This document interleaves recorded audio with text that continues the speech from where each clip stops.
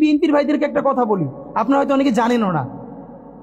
পৃথিবীতে দ্বিতীয় ইতিহাস আছে কিনা মান্না ভাই জানলে বলবেন, আমি ভাইয়ের কাছ থেকে শুনতে চাইব। জিয়াউর রহমান তো একজন সামরিক শাসক ছিলেন। একজন সামরিক শাসক সামরিক ফরমান জারি করে দেশে গণতন্ত্র ফিরেছে, পৃথিবীতে এই নজির নাই যেটা জিয়াউর রহমান করছেন। আপনারা কি জানেন এই যে জিয়াউর রহমান গণতন্ত্র ফিরাইলেন, যার মাধ্যমে আওয়ামী লীগও রাজনীতি করার সুযোগ পাইল বাকশালের পর?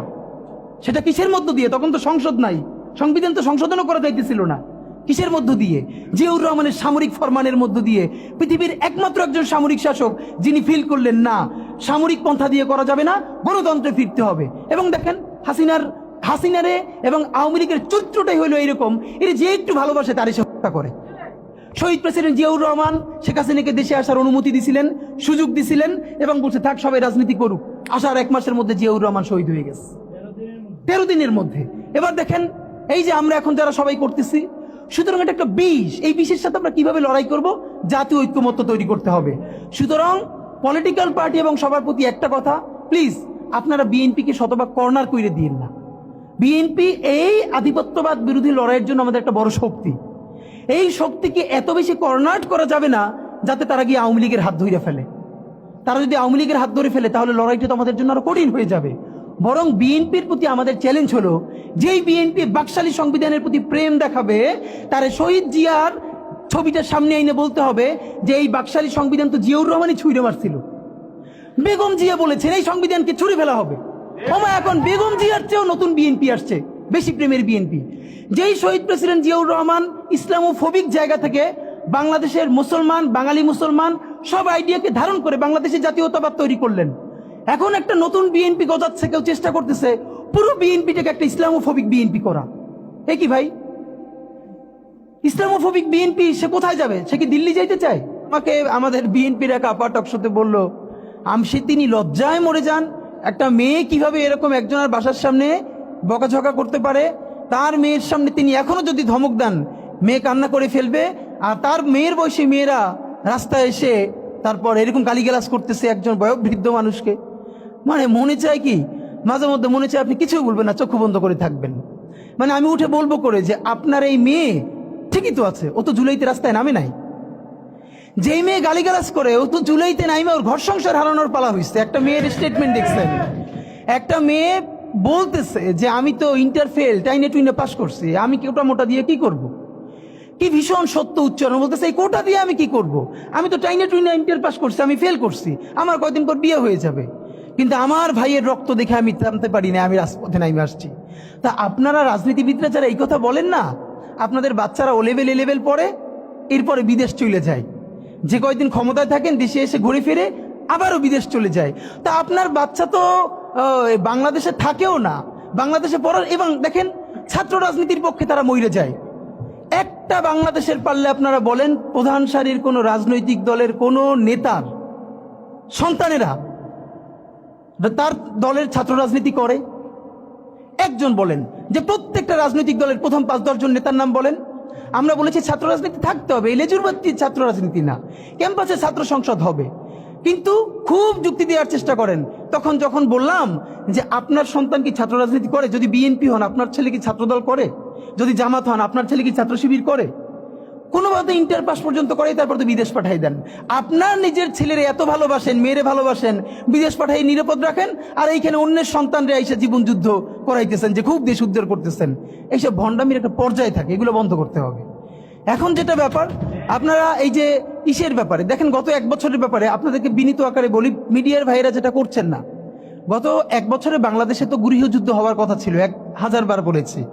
আওয়ামী লীগ নিজে বলেছে তার পতন হলে 5 লক্ষ মানুষ মারা যাবে। এটা সে কেন বলেছে? এটা শুধু এই কারণে বলে নাই আওয়ামী লীগকে ভয় দেখানোর জন্য না, সে জানে অনেস্টলি সে কত মানুষকে গুম করেছে, খুন করেছে, হত্যা করেছে।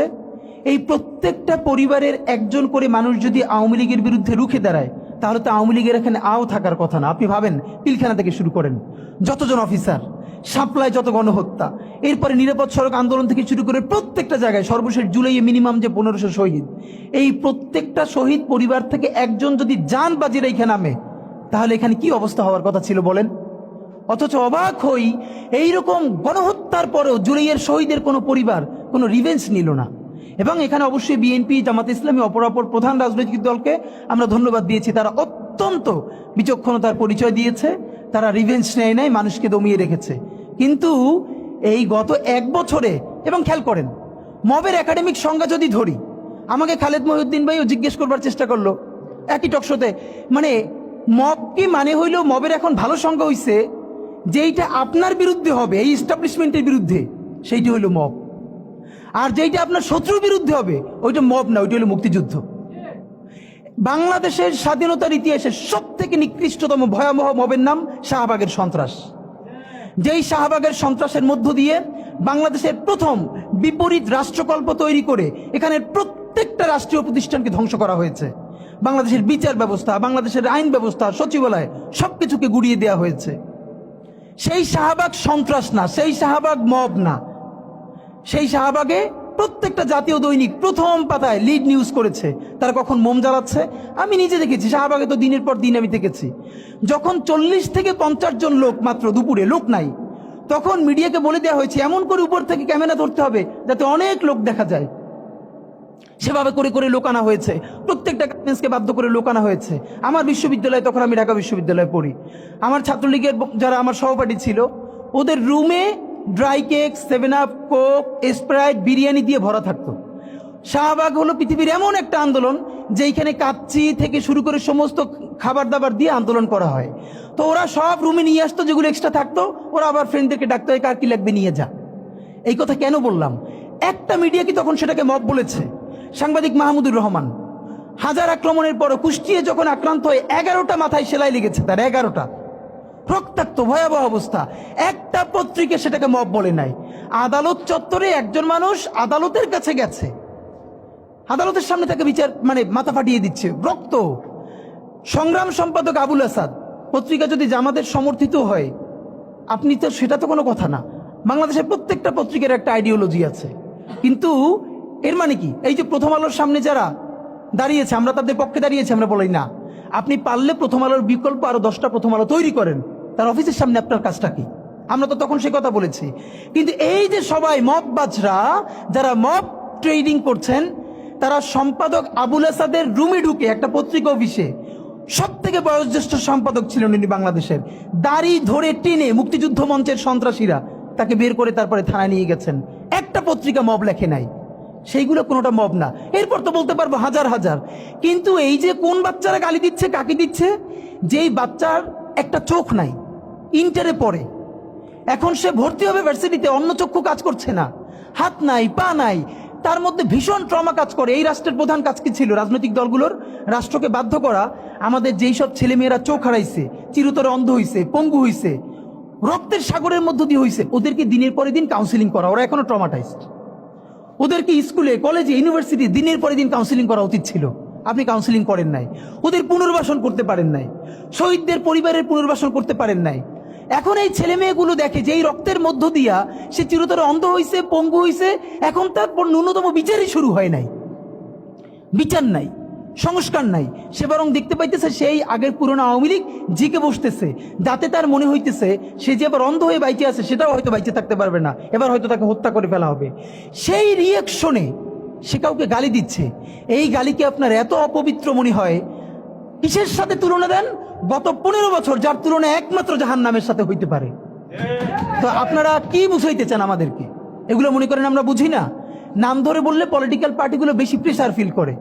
আমার হেড বিভিন্ন টিভি থেকে ফোন করে বলে, ভাই আপনার সাথে তো অমুক দলের অথবা অমুক দলের কেউ আসতে চায় না। এখন এই জন্য আমার কি হয়েছে, তারা যাতে একটু ট্রাস্ট পান, একটু কনফিডেন্স পান, এই জন্য কথার উত্তর দিই না। আমার এক বড় ভাই টকশোতে বললেন, তুমি থাক, ওনারা মুরব্বী মানুষ, তুমি যদি 2 শব্দ কম বলো তোমার জীবন পইরিয়াছে, কিছু হবে না। তাই ওনাদেরকে 2 শব্দ কম বলতে বলতে ওনারা এমনই হয়েছে, ওনারা মাইনেই নিতে পারে না যে এই বাচ্চারা না থাকলে ওনারা যে এখনো জেলে থাকতো অথবা বাড়ি বাড়ি পালাইতো, এইটা ওনাদের ভুলেই গেছে 1 বছরে। তো সেই বাচ্চার গালিগালাজরে আপনার এত খারাপ লাগে? আমি বলেছি সমস্ত গালিগালাজ বন্ধ হয়ে যাবে। আমি এখন আপনারা চাইলে, আমার কাছে একাডেমিক থিসিস আছে কেন গালি দেওয়া যাবে। শুধু গালি দেওয়াই যাবে না, এই গালি কেন বৈধ এমনি তো বলা যাবে না, যে একাডেমিক থিসিস আছে। আমি আন্দাজে কথা বলি না, আমি একটা বিশ্ববিদ্যালয়ে পড়াইও। তো এইটা আমি বলতে চাই না, তখন আবার বলবেন যে গালিকে প্রমোট করে। কিন্তু হ্যাঁ, আপনার চোখের সামনে শহীদ রিয়াগোপ এর বুলেটটা ভিতর থেকে ঢুকে এরপরে পিছনের ওয়ালে গিয়ে লিখেছে, সে ওয়াল 2 ইঞ্চি ছিদ্র হয়ে গেছে। এই রাষ্ট্রের এমন কোনো লিথাল ওয়েপন আর্মির কাছে, পুলিশের কাছে, বিজেপির কাছে ছিল না যেইটা সাধারণ নাগরিকের উপরে এই হাসিনা ব্যবহার করে নাই। আপনার বুকের মানিক আপনার সামনে বসে কলিজে ছিঁড়ে ওয়াল ছিদ্র হয়ে গেছে, তখন আপনি রবীন্দ্রসঙ্গীত গাইবেন? আপনি কি করবেন তখন? এখন মুশকিল হলো, এই গালি নিয়ে যারা কথা বলে তার কোনো সন্তান শহীদ হয় নাই, তার বাবা মাও শহীদ হয় নাই, কেউ অন্ধ হয় নাই, পঙ্গু হয় নাই, তাই গালি এত বিষ লাগে, আর আওয়ামী লীগ তার মধুর মতো লাগে। তো এখন আমি সর্বশেষ যে কথাটা বলতে চাই, আপনারা একটা মিডিয়ার ভাইয়েরা কাইন্ডলি চেষ্টা করে দেখেন, এই যে গৃহযুদ্ধটা হওয়ার কথা ছিল হইল না, তো অশান্তি তো কিছু থাকবেই, আমরা তো রাষ্ট্র গঠন করব। এরপরও তো তুলনামূলক অনেক কম হচ্ছে। কেউ একটা মিডিয়া কেন বলতেছে না 1971-এর মহান মুক্তিযুদ্ধের পর 72 থেকে 75 বাংলাদেশে যেই পরিমাণ মব সন্ত্রাস হয়েছে, যেই পরিমাণ কেওয়াস হয়েছে, ইতিহাসে তা আর হয় নাই। তার সাথে জড়িত ছিল কারা?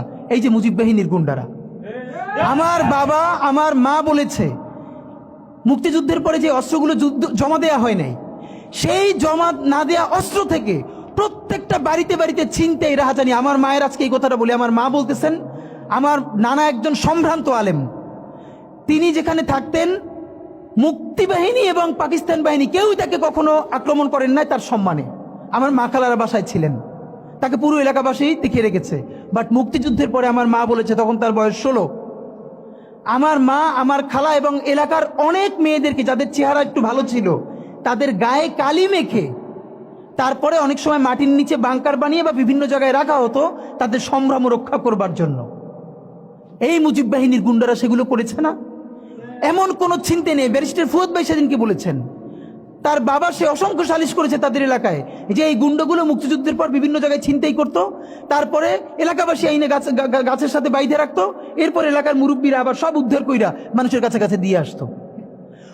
হওয়ারই কথা ছিল একটা নতুন রাষ্ট্র, আইন শৃঙ্খলা বাহিনী প্রতিষ্ঠিত হয় নাই, প্রচন্ড কেওয়াজ হবে, তারপরে নতুন রাষ্ট্র গঠন করতে হবে, আইন শৃঙ্খলা বাহিনী ঠিক করতে হবে, স্বাভাবিক তো। তাহলে মুক্তিযুদ্ধের পরের কেওয়াজ যদি আপনার কাছে মব না হয়, তাহলে এরকম তুমুল গণহত্যার পরে যখন গৃহযুদ্ধ হয়ে যাওয়ার কথা সেইটা হয় নাই, বরং এখনো এখানে এস আলম হাজার হাজার কোটি টাকা নতুন করে হাসিনার সাথে মিটিং করেছে, ইলেকশনের আগে বড় বড় ফিগারকে এখানে অ্যাসাসিনেশন করা হবে, গুপ্ত হত্যা করা হবে।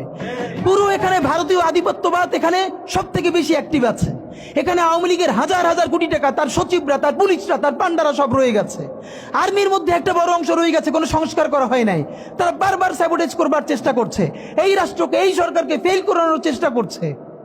তো আপনি মুক্তিযুদ্ধের পরে যে 3-4 বছর এইরকম রাহাজানি হয়েছে, সেটাকে যদি অটকুন দিতে পারেন যে নতুন রাষ্ট্র গঠনের আগে এই ঝামেলাটা হয়, তাহলে এই যে নতুন বাংলাদেশের স্বপ্নের মধ্যে এইগুলোকে আপনি বড় করে মপ করে ফ্রেমিং করেন, আপনি এই জবান যে আপনার না, এই জবান যে দিল্লির জবান, ভারতীয় আধিপত্যবাদের জবান, সেইটা বুঝতে আমাদের পিএইচডি করা লাগে না।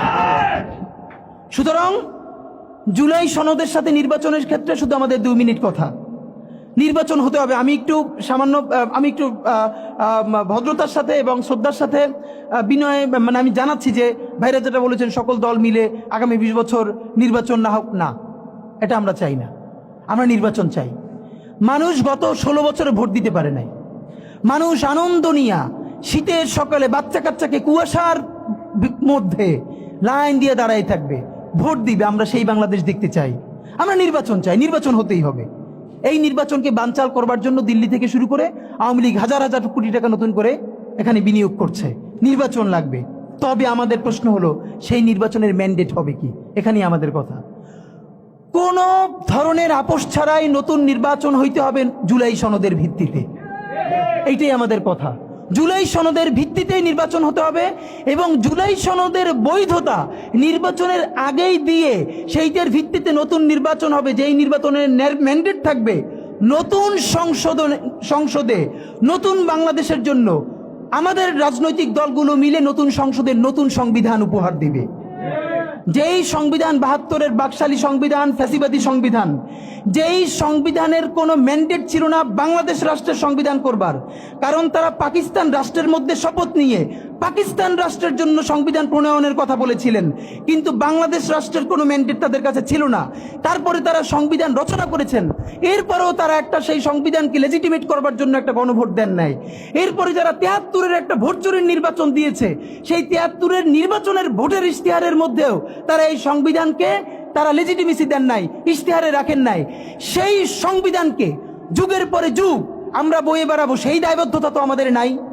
এবং সেই সংবিধানকে এমন ফ্যাসিস্ট সংবিধান করা হয়েছে যেইটার সাংবিধানিক ভিত্তি দিয়েই আপনি একটা কথা বলতে পারবেন, এই যে সবাই বলে আইনের কথা, বলেন তো পারলে একটা কথা, হাসিনা কোনটা বেআইনি কাজ করছে?